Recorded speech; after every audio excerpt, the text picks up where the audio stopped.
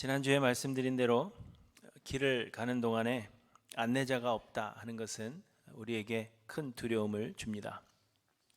특별히 처음 가보는 험한 길을 가야 할 때에는 더욱 그렇습니다. 요즘은 GPS가 잘 되어 있어서 다행이지만 그래도 깊은 산속 GPS가 잘 터지지 않으면 우리는 당황하게 됩니다. 그래서 GPS를 잘 쓰지 못하시는 분들은 길을 가기 전에 확인하고 또 묻고를 계속해서 반복하는 것입니다.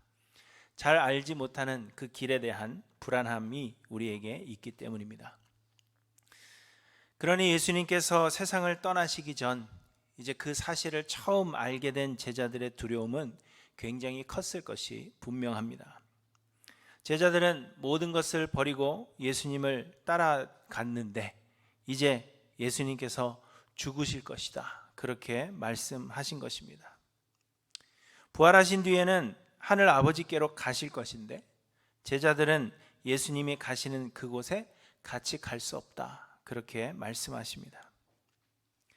다행히도 예수님께서 하늘 아버지께로 가실 것이지만 이는 모든 것이 끝나는 것이 아니라 예수님은 신랑이 혼인을 완성시키고자 처소를 마련하러 가는 것처럼 구원을 완성하시기 위해 잠시 가시는 것임을 말씀하셨습니다.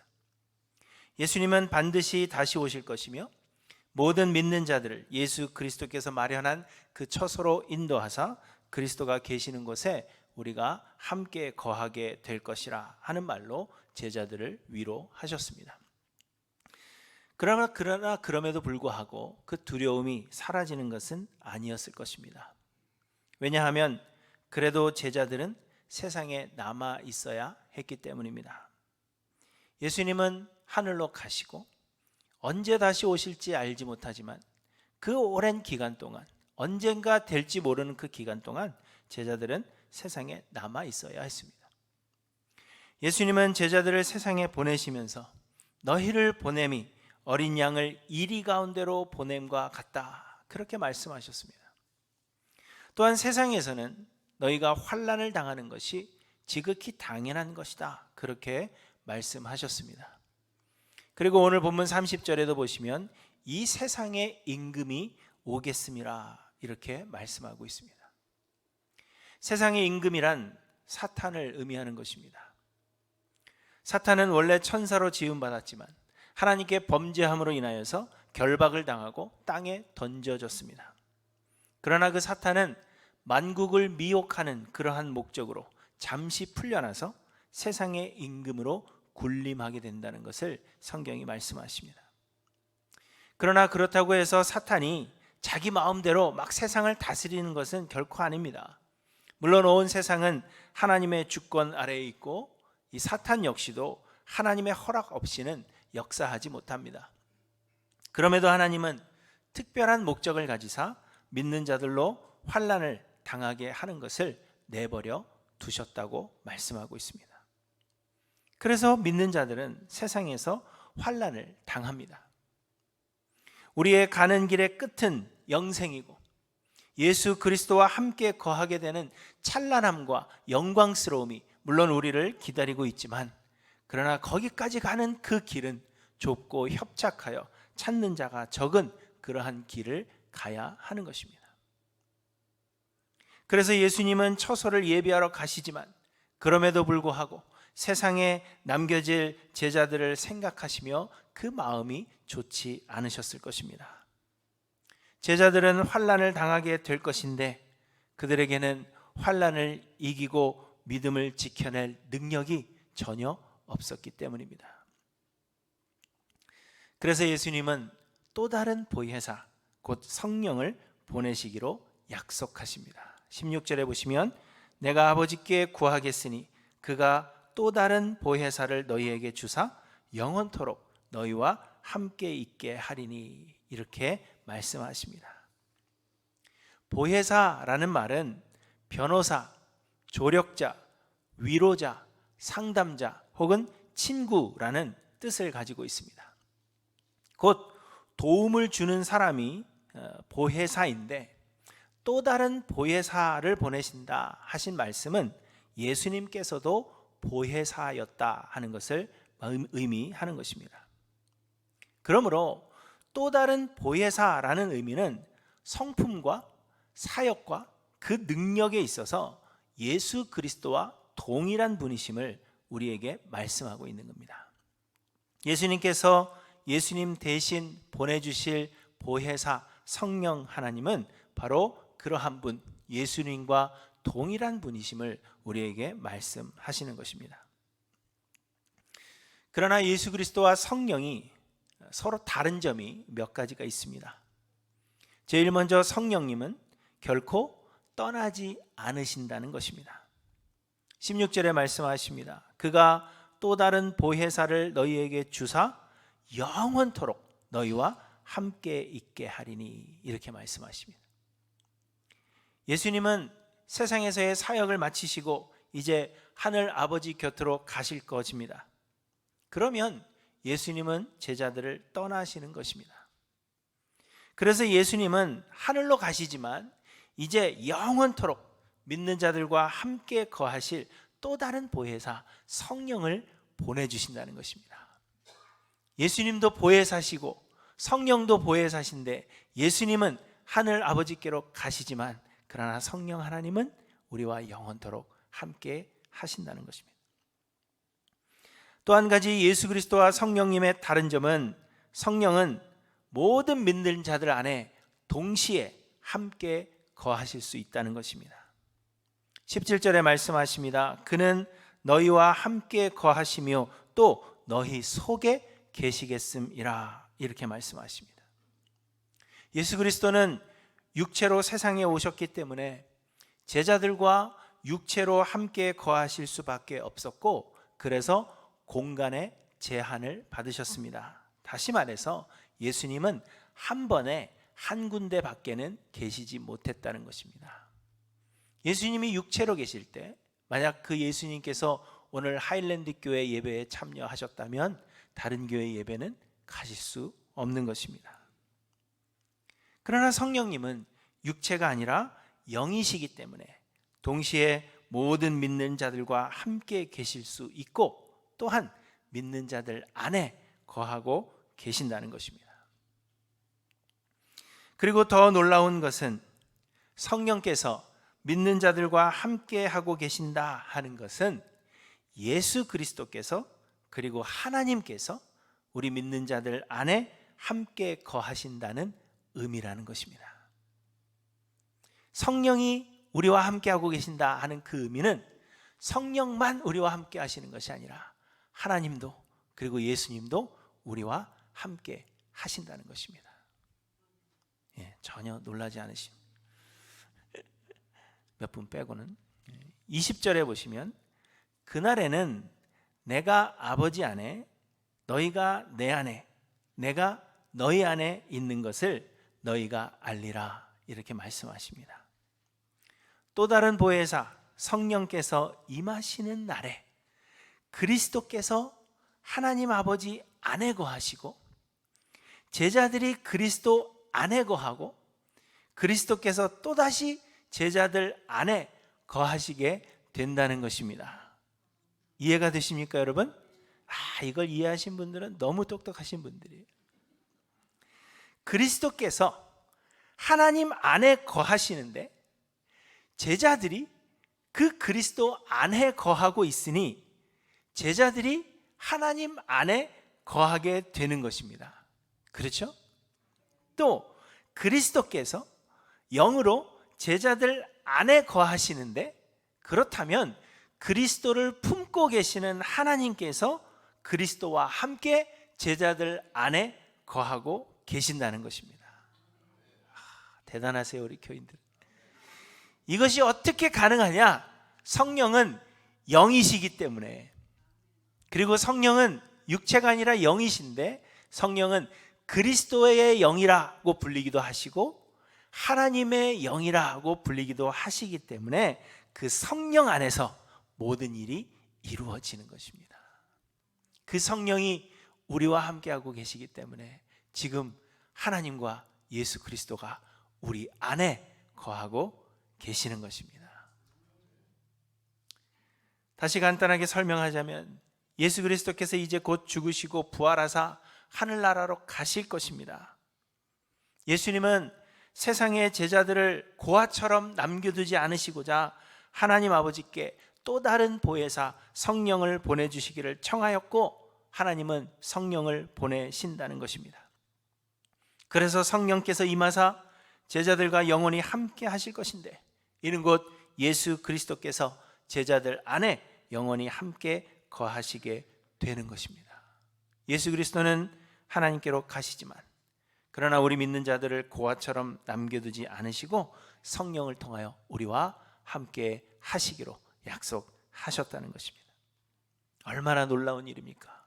제자들을 홀로 두지 않으신다는 것, 우리와 영원히 함께 하시겠다는 것, 우리를 하늘나라 가는 그날까지, 그리고 영원토록 우리를 인도하시겠다는 것, 놀라운 은혜가 아닐 수가 없습니다. 그래서 여러분, 예수님의 제자들은 성령이 임하신 뒤에 변했습니다. 제자들은 모두 예수님 잡히시던 날 도망했습니다. 예수님께서 부활하신 뒤에도 그들은 무엇을 할지 몰라서 고기나 잡으러 가자, 그리고 고기를 잡으러 가서 무의미한 그러한 하루를 보냈습니다. 제자들은 모두 무서워하며 불안에 떨고 있었습니다. 그러나 오순절 성령이 임하신 뒤에 그들은 다른 사람이 되었습니다. 베드로는 담대히 예수 그리스도의 복음을 전하였고, 다른 모든 제자들이 두려워하지 않고 복음을 전했습니다. 그리고 세상의 모든 환난을 기쁨으로 이겨냈고 결국에는 순교했습니다. 이 모든 것이 예수님께서 보내시기로 약속하신 성령으로 말미암은 것입니다. 예수님은 우리를 홀로 두지 아니하시고 고아처럼 내버려 두지 아니하시고 우리와 영원히 함께 하신다는 그 약속을 성령을 보내주심을 통하여 이루셨습니다. 그러므로 여러분, 중요한 것은 우리도 이 성령을 받아야 한다는 것입니다. 그런데 여러분은 예수님께서 약속하신 성령을 받으셨습니까? 하나님께서 믿는 자들에게 성령을 보내주시는 것은 분명한 사실입니다. 그러나 그 성령께서 지금 나와 함께하고 계시지 않는다면, 곧 내가 여전히 성령을 받지 못했다면 여러분, 아무런 소용이 없는 것입니다. 그래서 초대교회 어느 지역에 복음이 전하여졌다, 그래서 사람들이 믿게 되었다라고 하면 그 소식이 전하여졌을 때 사도들은 반드시 사람을 보내어 질문했습니다. 너희가 믿을 때에 성령을 받았느냐 하는 것입니다. 사랑하는 성도 여러분, 여러분은 성령을 받으셨습니까? 우리도 이 질문을 끊임없이 던져야 합니다. 성령 하나님께서 여러분 안에 거하고 계심을 확신하십니까? 그리고 그러하다면 여러분은 무슨 근거로 성령께서 여러분 안에 거하고 계신다고 확신하십니까? 예수님은 또 다른 보혜사 성령님을 보내주실 것을 약속하시면서 성령이 임하실 때 성령께서 하실 사역이 무엇인지를 오늘 본문에서 설명하고 있습니다. 우리는 그 성령이 하시는 사역이 우리의 삶에 이루어지고 있는가를 점검함으로 성령이 내 안에 임하셨는지를 확인할 수가 있는 것입니다. 그러면 여러분, 성령께서 하시는 사역이 무엇이겠습니까? 첫째로 성령께서 하시는 사역은 예수 그리스도를 믿게 하시는 것입니다. 17절에 보시면 그는 진리의 영이라 이렇게 말씀하십니다. 또 세상은 능히 그를 받지 못하나니 이는 그를 보지도 못하고 알지도 못함이라. 그러나 너희는 그를 아나니 그는 너희와 함께 거하시며 또 너희 속에 계시겠음이라. 이렇게 말씀하십니다. 세상이 성령을 알지 못하는 것은 믿음은 하나님의 선물이기 때문입니다. 믿음은 우리가 믿기로 선택하는 것이 아니라 하나님께서 믿게 하시는 선물로서 우리로 믿게 만드시는 분이 곧 성령님이십니다. 그래서 하나님께서 성령을 보내주시지 않으면 성령을 능히 뜻대로 받지 못하는 것이고, 내가 원한다고 해서 성령을 받는 것이 아니고 또 그를 알 수도 없다는 것입니다. 또한 26절에 보시면 보혜사 곧 아버지께서 내 이름으로 보내실 성령, 그가 너희에게 모든 것을 가르치고 내가 너희에게 말한 모든 것을 생각나게 하리라. 이렇게 말씀하십니다. 성령님은 진리의 영이라고 하셨습니다. 진리의 영이신 성령께서 하시는 가장 주된 사역은 예수 그리스도에 대하여 우리에게 가르치시고 예수께서 하신 모든 말씀을 생각나게 하시는 것입니다. 그 성령의 사역은 우리로 하여금 말씀으로 돌아가게 한다는 것입니다. 그리고 우리에게 예수 그리스도에 대하여 가르치시고 예수께서 하신 모든 말씀을 생각나게 하시는 이유는 예수 그리스도를 믿게 하시기 위함입니다. 예수님의 제자들도 예수님께서 하신 사역의 의미, 또 예수님께서 하신 모든 말씀의 의미들을 예수님을 따라다니던 그 당시에는 전혀 깨닫지 못했습니다. 그러나 복음서를 읽다 보면 제자들이 훗날에 예수께서 하신 말씀이 무엇을 말씀하시는 것인지를 깨닫게 되었다고 하는 말씀이 많이 있습니다. 대표적인 예로 예수님께서는 성전을 헐어버리라, 그러면 내가 3일 만에 이 성전을 일으키리라, 그렇게 말씀하셨습니다. 그러나 제자들은 그 의미가 무엇인지 깨닫지 못했습니다. 어떻게 건물을 3일 만에 짓는단 말인가, 그런 생각을 한 것이고, 그러나 제자들은 성령이 임하신 뒤에야 그 성전이 곧 예수님의 몸을 가리키는 것을 깨달았고, 그래서 예수님의 죽음과 부활을 말씀하고 계신다는 사실을 깨닫게 된 것입니다. 여러분, 이처럼 성령께서 하시는 사역은 예수 그리스도를 믿게 하는 것입니다. 고린도전서 12장 3절에 보시면 또 성령으로 아니하고는 누구든지 예수를 주시라 할 수 없느니라, 이렇게 말씀하십니다. 사도행전 13장 48절에는 이방인들이 듣고 기뻐하여 하나님의 말씀을 찬송하며 영생을 주시기로 작정된 자는 다 믿더라, 이렇게 말씀하십니다. 로마서 9장에서는 그 자식들이 아직 나지도 아니하고 무슨 선이나 악을 행하지 아니한 때에 택하심을 따라 되는 하나님의 뜻이 행위로 말미암지 않고 오직 부르시는 이로 말미암아 서게 하려 하사, 이렇게 말씀하십니다. 이 말씀들은 하나님께서 구원 얻을 자들을 미리 택하시고 그 택하신 자들에게 성령을 보내사 성령으로 하여금 예수를 그리스도로 믿게 하시며 구원을 얻게 하신다는 것입니다. 그러므로 예수가 그리스도이심을 우리가 믿는다면 그 믿음은 성령께서 주시는 선물이기 때문에 성령 받았음에 대한 증거가 되는 것입니다. 기쁘죠? 믿기만 하면 성령 받았다니 얼마나 좋습니까? 그러나 여러분, 오해하지 말아야 할 것은 예수를 그리스도로 믿는다는 것이 단지 믿는다는 내 마음의 생각이나 우리의 입술의 고백만은 아니라는 것입니다. 예수를 믿는다 하는 것은, 내가 예수를 믿는다 그렇게 고백하는 것은 예수를 더 깊이 알아가고자 하는 마음이 있고 그것이 행동으로 나타난다는 의미라는 것입니다. 다시 말해서 예수를 그리스도로 믿는다면 한 번 믿는 것으로 그치지 않고 계속해서 예수를 더 알기를 소망하게 되고, 그래서 예수 그리스도의 말씀을 사모하고 가까이 하게 되며 그리하여 우리의 믿음이 더 깊어지고 성장하는 것이 우리의 삶에 나타나게 된다는 것입니다. 그리고 이 모든 일들을 이루시는 분이 성령이시라는 것입니다.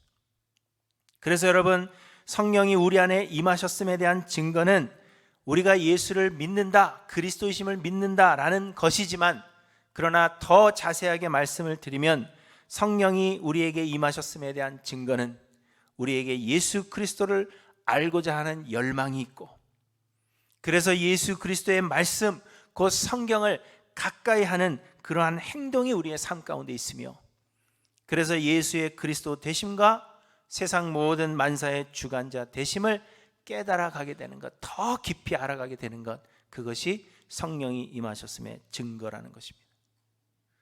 나는 예수를 믿는다 입술로 고백하면서도 예수 그리스도를 더 깊이 알고자 하는 열망이 우리 가운데 없다면 여러분은 아직 성령을 받지 못하신 것일 수 있습니다. 성령 하나님은 진리의 영이시며 보혜사 곧 아버지께서 예수 그리스도의 이름으로 보내실 성령, 그가 우리에게 모든 것을 끊임없이 가르치시고 예수께서 우리에게 말한 모든 것을 끊임없이 생각나게 하실 것입니다. 그러므로 여러분, 믿음이 한 번의 생각으로 그친다 생각하지 마시기 바랍니다. 성령이 우리 가운데 임하셨다는 증거는 예수 그리스도를 알고자 하는 그 열망과 예수 그리스도를 알고자 하는 그 노력이 우리의 삶 가운데 있어야 하는 것입니다. 둘째로 성령께서 하시는 사역은 주의 계명들을 지키게 하시는 것입니다. 본문 15절에 보시면 너희가 나를 사랑하면 나의 계명을 지키리라 이렇게 말씀하셨습니다. 21절에는 나의 계명을 지키는 자라야 나를 사랑하는 자니 나를 사랑하는 자는 내 아버지께 사랑을 받을 것이요 나도 그를 사랑하여 그에게 나를 나타내리라 이렇게 말씀하십니다.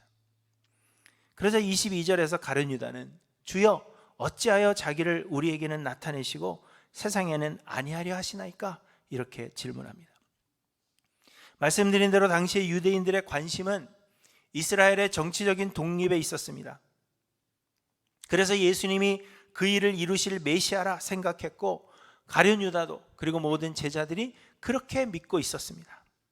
그런데 예수님은 가룟 유다의 생각과는 다르게 자꾸 이상한 말씀을 하시는 것입니다. 이제 내가 이스라엘을 회복할 것이다. 너희는 나를 도와서 이스라엘의 회복을 위해 힘쓰자. 그리하면 오른편 왼편에 내가 너희를 앉히고 오른편 왼편이 아니더라도 쭉 그 옆자리에 앉혀주겠다 이런 말씀을 하셔야 되는데 죽으실 것이고 너는 옳지 못할 것이고 사랑해야 되고 계명을 지켜야 되고 이상한 말씀을 자꾸 하시는 겁니다. 그래서 가룟 유다는 예수님 왜 세상에 자신을 나타내려 하지 않으십니까? 그렇게 질문하고 있는 것입니다. 곧 관심을 돌려서 자기들이 원하는 것을 얻고자 하는 마음이 있었다는 것입니다.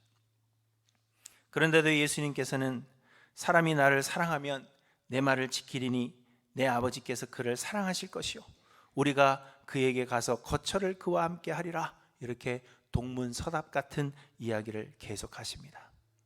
이 말은 예수님의 관심은 세상을 좋게 만드는 데 있지 않다는 것을 말씀하고 있는 것입니다. 하나님께서 원하시는 것은 우리가 하나님의 계명을 지키는 것임을 우리에게 강조하고 계시는 것입니다. 여러분, 성령이 임하셨으면 사람들은 뭔가 대단한 일이 일어날 것으로 기대합니다. 마치 초능력자가 되어서 병 아픈 자를 막 고치고 방언을 막 하고 예언을 하고 그러한 일들이 일어나고 어려운 일들이 있어도 그것을 이겨내면서 좋은 것으로 바꾸고 세상을 아름답게 질서 있게 만들어가는 것이 성령이 임하셨음의 증거라 그렇게 생각하지만 예수님께서 말씀하시는 성령이 임하셨음의 증거는 그러한 능력들이 아니라 하나님께서 우리에게 주신 계명을 지키는 것, 그것이 성령 임하심의 증거임을 우리에게 말씀하고 있는 것입니다. 사람들은 우리의 구원이 행위가 아니라 은혜로 얻은 것이기 때문에 율법은 이제 무시해도 된다 그렇게 생각합니다. 그러나 예수님은 율법을 폐하러 오신 것이 아니라 오히려 완전하게 하려 하시기 위해 오셨다고 이야기하십니다. 율법은 구원의 방편으로 주신 것이 아닙니다. 왜냐하면 우리 가운데는 율법을 온전히 지킬 수 있는 사람이 한 사람도 없기 때문입니다. 다만 하나님께서 우리에게 율법을 주신 것은 그 율법으로 하여금 우리가 죄인임을 깨닫게 하시고 그래서 우리에게 구원을 주시는 예수 그리스도의 은혜 앞에 나와 엎드리게 하시기 위함입니다. 그러나 여러분, 그렇다고 해서 율법이 악한 것은 아닙니다. 율법은 선한 것이요 율법은 하나님께서 우리 믿는 자들에게 요구하시는 삶의 지표이며 또한 우리 믿는 자들이 다다라야 할 목표입니다. 그러나 우리가 율법을 온전히 지킬 수 없기 때문에 하나님은 예수 그리스도의 십자가 은혜로 우리를 구원하시기로 작정하셨고 하나님께서 택하신 자들에게는 성령을 보내주사 성령께서 우리로 하여금 율법을 지켜 나가게 하시는 것입니다. 우리가 우리의 힘으로는 하나님의 계명을 지킬 수 없지만 성령이 우리 가운데 임하시고 성령이 우리를 도우시면 하나님의 계명을 따라 살아가게 하신다는 것입니다. 하나님께서 주시는 그 계명을 지키는 것, 그것이 성령이 임하셨음의 증거입니다. 그러면 여러분, 하나님께서 우리에게 주시는 계명이 무엇입니까? 여러 계명들이 있지만 성경은 첫째 되는 계명은 하나님을 사랑하는 것이고 둘째 되는 계명은 이웃을 사랑하는 것이라 그렇게 말씀하십니다. 그러면 하나님을 사랑하는 것을 우리가 어떻게 표현할 수 있습니까? 그것은 여러분 예배이며 말씀을 가까이 하는 것이며 기도로 하나님과 교제하는 것이며 예수 그리스도의 몸된 교회에 봉사하는 것입니다.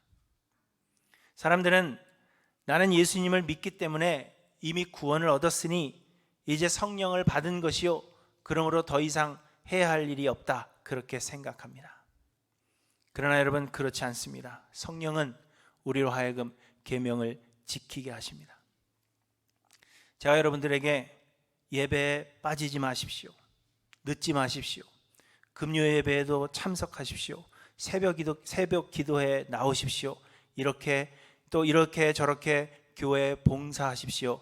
말하지 않는 것은 그렇게 안 하셔도 되기 때문이 아니라 대부분의 사람들이 강조하면 강조할수록 반감을 사기 때문입니다. 그리고 제가 여러분들을 그 계명 지키도록 만들 수 없기 때문입니다.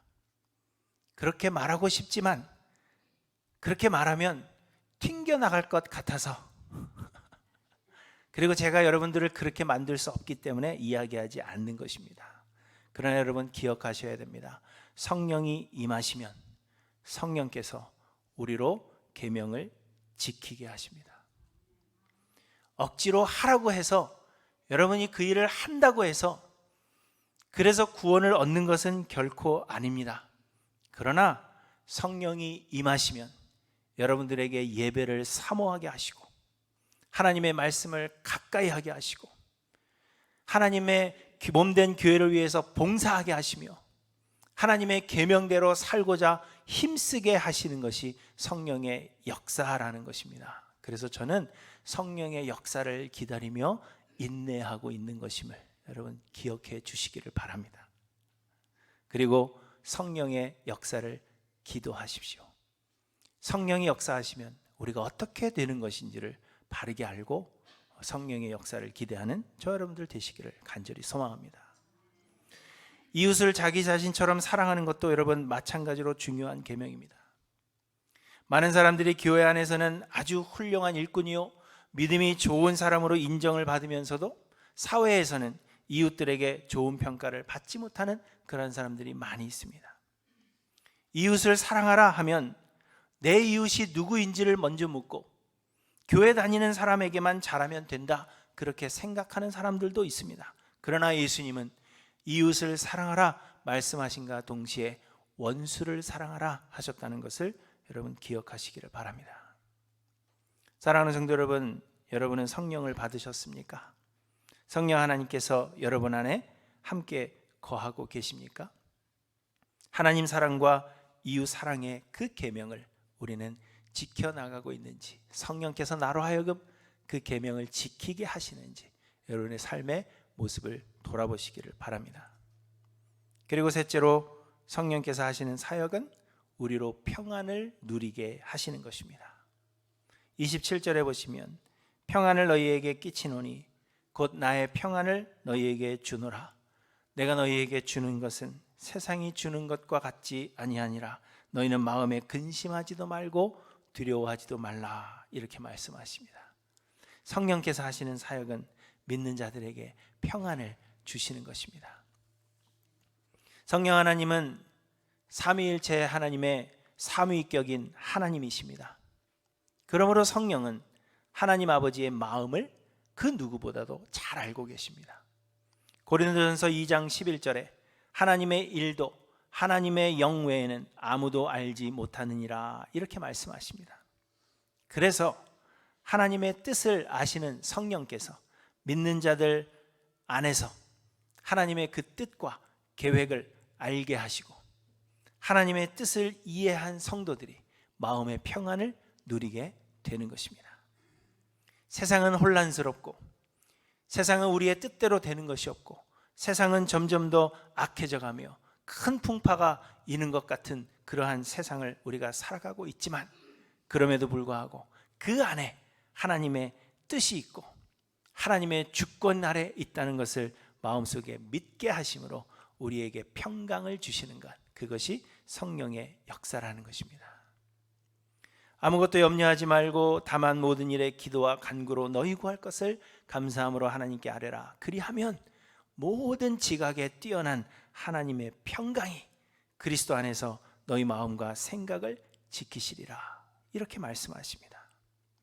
너희 중에 누구든지 지혜가 부족하거든 모든 사람에게 후히 주시고 꾸짖지 아니하시는 하나님께 구하라. 그리하면 주시리라. 이렇게 말씀하십니다. 이 모든 것을 이루시는 분이 성령님이시며 그러므로 성령이 임하시면 평안을 누리게 되는 것입니다.